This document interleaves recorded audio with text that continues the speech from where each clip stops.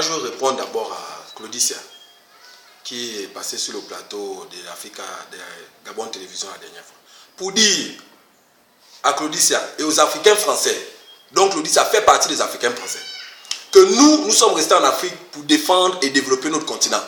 Si eux, ils ont fui leur pays pour aller s'installer en France, il ne faut pas qu'ils nous critiquent la manière dont nous, on fait des démarches pour atteindre la démocratie.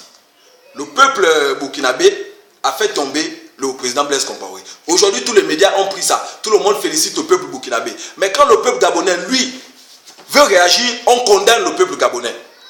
Personne n'avait osé dire avant que Blaise Compaoré ne gérait pas bien, c'était un dictateur. Mais il fallait que le peuple le fasse tomber pour qu'on comprenne que c'était un dictateur. Mais au niveau du Gabon, d'après vous, vous-même, un pays qui depuis 1967 à nos jours est sous la gestion d'une seule famille, on n'a pas besoin de vous dire ce qui se passe. À partir de là, vous devez déjà savoir ce qui se passe dans ce pays. 1 500 000 habitants, 3 000 milliards et demi de budget, pas d'eau, pas de courant, pas l'école, pas la santé, encore moins le travail. Il a parlé la dernière fois d'intégration régionale. Est-ce que c'est l'intégration régionale dit que la libre circulation va amener les étrangers à venir commander les nationaux dans leur pays? Est-ce qu'on va dans le pays de l'autre pour venir être directeur de cabinet ou pour venir gérer les plus gros budgets? Est-ce qu'on va dans le pays de l'autre pour venir intégrer son administration? L'administration gabonaise est à près de 80 000, je ne sais pas, le président a parlé de ça la dernière fois, qu'elle est déjà fermée. Mais c'est un pays où il y a 1 500 000 habitants. L'administration n'a que 80 000 fonctionnaires. Et dans ces fonctionnaires-là encore, il y a encore des étrangers. Où sera la place du Gabonais lui-même?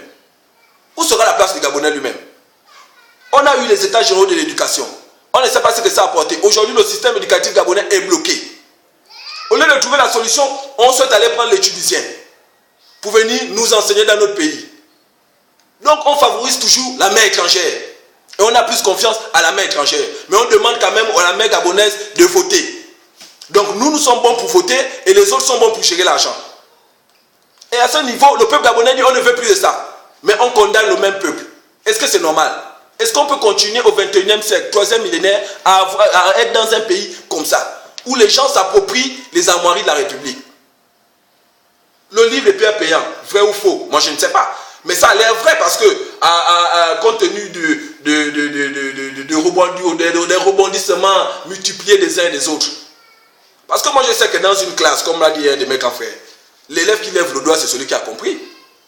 Pierre Payant a écrit son livre. Tous ceux qui viennent parler en mal de ce livre, c'est ceux qui ont compris ce qui est dans son livre. Hein? L'opposition ne s'appuie pas sur ce livre. Parce que l'opposition, elle, aujourd'hui, demande une seule chose. Une seule chose. C'est que la constitution gabonaise soit respectée. L'article 10 doit être sur la table. La constitution gabonaise doit être respectée. C'est là où on va voir si le Gabon a des institutions fortes. Parce qu'il y a déjà eu un recours. Il y a déjà eu un recours. Luc Bongonsi avait déjà porté plainte par rapport à ce problème. Et ce problème nous poursuit parce que la vérité ne soit pas. On est dans un pays où la vérité a été suspendue comme un mythe depuis des années. Au Gabon, on ne doit pas dire la vérité. Il y a des ponts. Tu dois dire c'est les étrangers. Si tu dis c'est le pont, c'est la prison ou c'est la Bastille.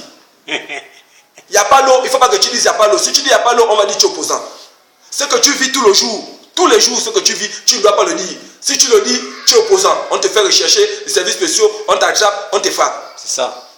Et c'est ça un pays comme ça. On ne refuse pas. Vous avez la gestion du pays. Mais gérez afin que tout le monde se retrouve.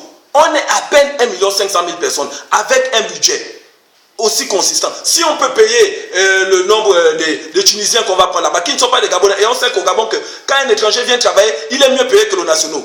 Mais au lieu de régulariser